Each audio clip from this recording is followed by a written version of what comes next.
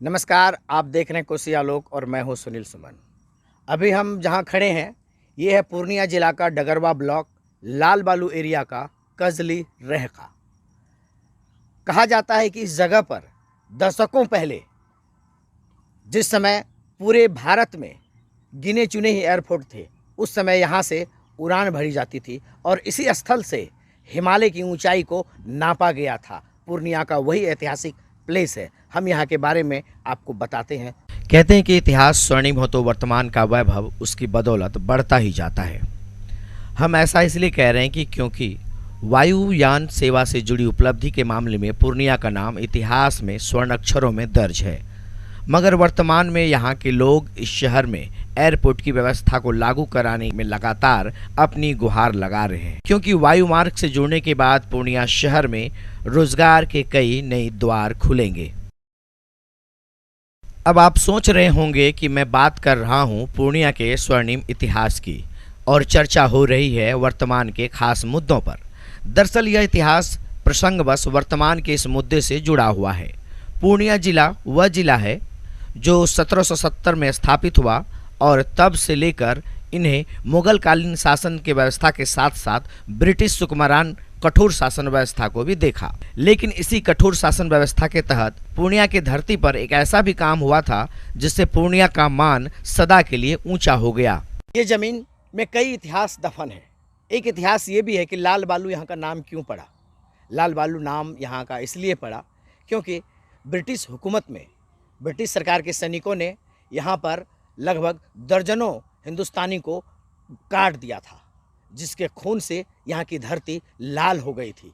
उसी समय इस धरती का नाम लाल बालू हुआ था। हालांकि इसकी कहानी लंबी है, हम आपको अभी सारांश में बताए हैं। यहाँ का भी इतिहास हम बताएंगे अपने आलोक न्यूज पर। पूर्णिया की धरती से दुनिया की सबसे ऊंची चोटी माउंट एवरेस्ट की ऊंचाई को दशकों पहले नापी गई थी और यह संभव हुआ था तत्कालीन वायु सेवा के तहत। प्राप्त अभिलेख के मुताबिक देश में जब ब्रिटिश शासन का आखिरी दौर चल रहा था, तब 3 अप्रैल सन 1942 में तत्कालीन वायु सैनिकों ने पूर्णिया से उड़ान भरकर पूरी दुनिया को बताया था कि हिमालय की सही ऊंचाई क्या है, और देखते देखते इतिहास के पन्नों में पूर्णिया की धरती का नाम सबसे ऊंचा हो गया। लेकिन पूर्णिया की धरती का यह ऐतिहासिक उपलब्धि इतिहास के पन्नों में ही समा कर रह गई। इस आज़ादी के 70 साल गुजर जाने के बाद तक यहाँ से पब्लिक हवाई सेवा बहाल नहीं हो पाई, जो कि यहाँ की आवश्यकता है और इसके लिए फिलहाल यहाँ के नागरिक भी लालायित हैं। हम बता रहे हैं कि पूर्णिया से उड़ान भरने वाले उस एयरक्राफ्ट की जिसने भरी थी हिमालय की ऊंचाई नापने के लिए उड़ान। इस विषय की पूरी पड़ताल के लिए हमने बात की वायुयान सेवा प्राधिकार के विभागीय अधिकारी के रूप में अपनी सेवा प्रदान कर चुके, वर्तमान में अवकाश प्राप्त होकर समाज की सेवा कर रहे retired group captain Vishwajit Singh से। ये बात 3 अप्रैल 1933 की है। उस वक्त ब्रिटिश शासन था हमारे देश के ऊपर और उन्होंने ये प्लान किया। जैसा कि आप जानते हैं ब्रिटिशर्स काफ़ी एडवेंचरस होते हैं, तो उन्होंने ये सोचा कि माउंट एवरेस्ट जो वर्ल्ड की सबसे ऊंची चोटी है उसकी एक्चुअल हाइट मेजर की जाए, और उसके लिए उन्होंने प्लान किया। पूरे जहाज़ को तैयार किया हुआ वो इंग्लैंड में, और उसको बाय शिप वहाँ से कराची लेके आए, और कराची से उन्होंने हॉपिंग फ़्लाइट पूर्णिया लेके आए, जो एग्जैक्ट जगह आज का बारसोनी के आगे लाल बाबू की जगह पे है। जो कच्चा स्ट्रिप था वहाँ से उन्होंने ये फ़्लाइट को टेक ऑफ किया था। 2 जहाज़ वेस्टलैंड PV3 एंड PV6 उस वक्त की जहाज़ थी, जो नॉन प्रेशराइज एयरक्राफ्ट था। ऑक्सीजन बॉटल के सहारे गए क्योंकि ऐसी ऑल्टीट्यूड पर फ्लाई करना था 8 किलोमीटर प्लस। तो वो सारी तैयारी उन्होंने की। उसके लिए उन्होंने अपनी ड्रेस को तैयार किया जो उसको कोल्ड से बचा सके, और ऑक्सीजन की प्रबंध की। एयरक्राफ्ट इंजन फेल ना हो, बिकॉज बहुत थिन एयर मीडियम है वहाँ पे उस ऊंचाई पे। तो उन सारी चीज़ों का ख्याल करते हुए पायलट ने उस हिसाब से इंजीनियर्स के सहारे अपने जहाज़ को मॉडिफाई किया, तैयार किया, और ये सॉर्टी जो एक मेमोरेबल इवेंट था पूर्णिया के इतिहास के गौरव में इतिहास के लिए, वो 3 अप्रैल 1933 को टेक ऑफ किया था। कई और जगह से भी प्रयास किया गया था, वो सफल नहीं रहा, लेकिन पूर्णिया से जो प्रयास किया गया वो सफल रहा।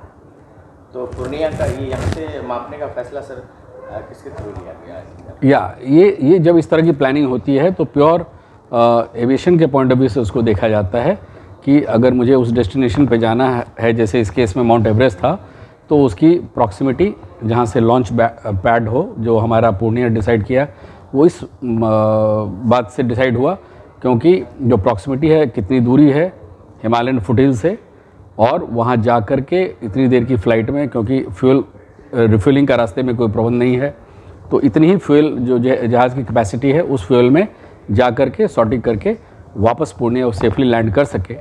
ये सारा एस्पेक्ट जो है, उसके साथ साथ वेदर, जो पूर्णिया से इतनी देर की हमारी फ्लाइंग ड्यूरेशन है, और वेदर क्लियर पिक्चर, क्योंकि उस ऑल्टीट्यूड पे हिमालयन माउंटेन्स में वेदर चेंजेस बहुत फास्ट होते हैं।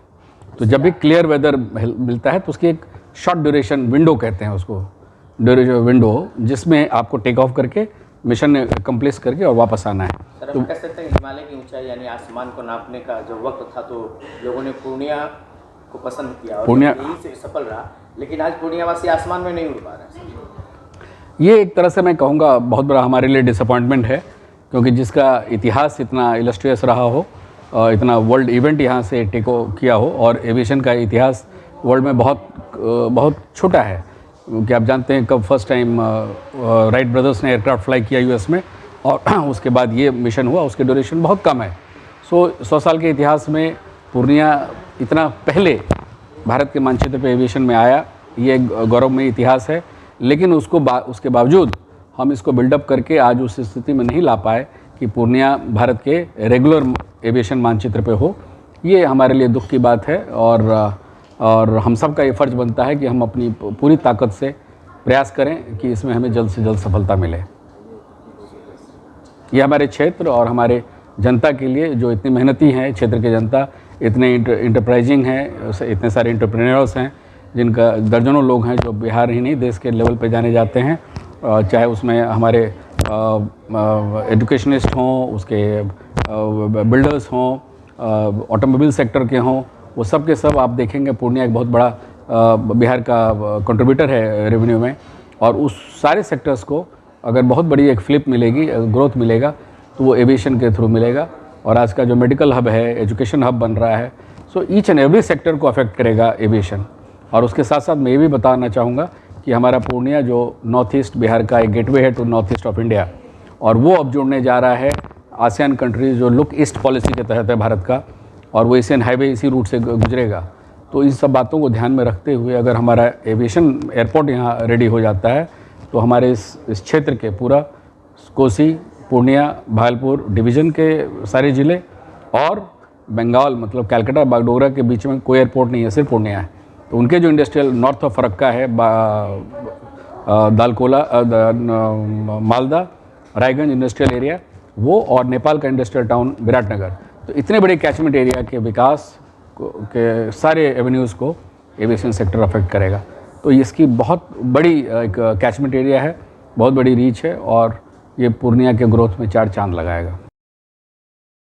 कोसी आलोक से बात करते हुए उन्होंने बताया कि तत्कालीन ब्रिटिश सरकार के द्वारा दुनिया के सबसे ऊंचे एवरेस्ट की चोटी को नापने के लिए विशेष प्लान तैयार किया गया था, और उसी प्लान के तहत 3 अप्रैल 1947 को 2 एयरक्राफ्ट PV-3 तथा PV-6 को इंग्लैंड से पूर्णिया लाया गया, और यहां से पूरी तरीके से तैयार कर दोनों एयरक्राफ्ट को complete fuel oxygen kit set से तैयार कर ड्रेस के साथ इंजीनियरों से विशेष सहायता लेकर वायुयान के सैनिकों ने उड़ान भरी, और देखते ही देखते दुनिया को पता चला कि हिमालय की पृथ्वी से ऊंचाई कितनी है। हमने इस मुद्दे को लेकर स्थानीय लोगों से भी बातचीत की। बहुत कम लोगों को यह पता है कि पूर्णिया का यह स्वर्णिम इतिहास कितना गौरवशाली रहा है, क्योंकि इन दिनों इसकी चर्चा बहुत कम होती है।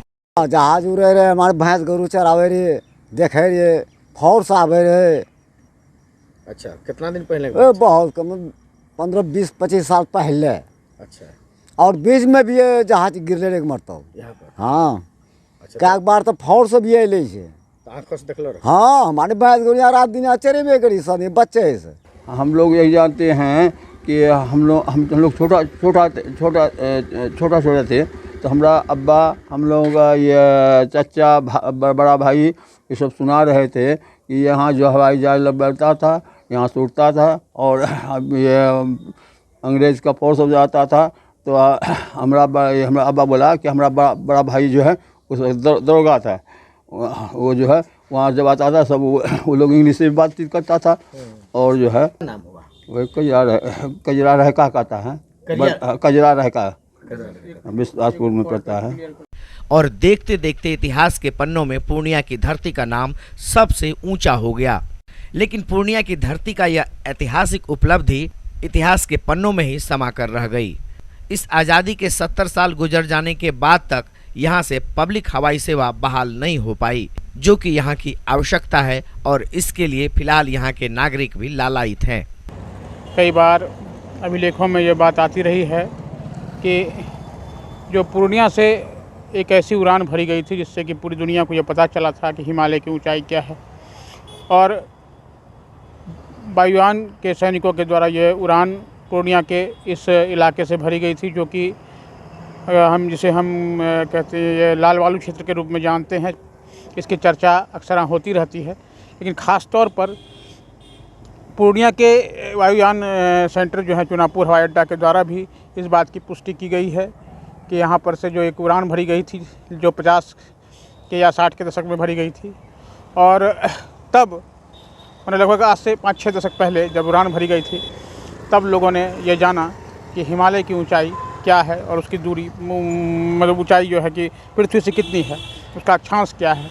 हालांकि ये कोशिशें कई वायुयान सैनिकों के द्वारा कई जगहों पर की गई जो उस वक्त के गिने चुने सेंटर थे, लेकिन सफलता पूर्णिया को मिली और पूर्णिया ने सारी दुनिया को ये बताया कि हिमालय की ऊंचाई क्या है। और तब से लेकर अब तक इस ऐतिहासिक जगह के बारे में कोई खास चर्चा नहीं रही, इसे वो मुकाम नहीं मिला, इसकी वो जिस तरह से इसे धरोहर के रूप में देखा जाना चाहिए था उसकी ओर सरकार ने कोई पहल नहीं की।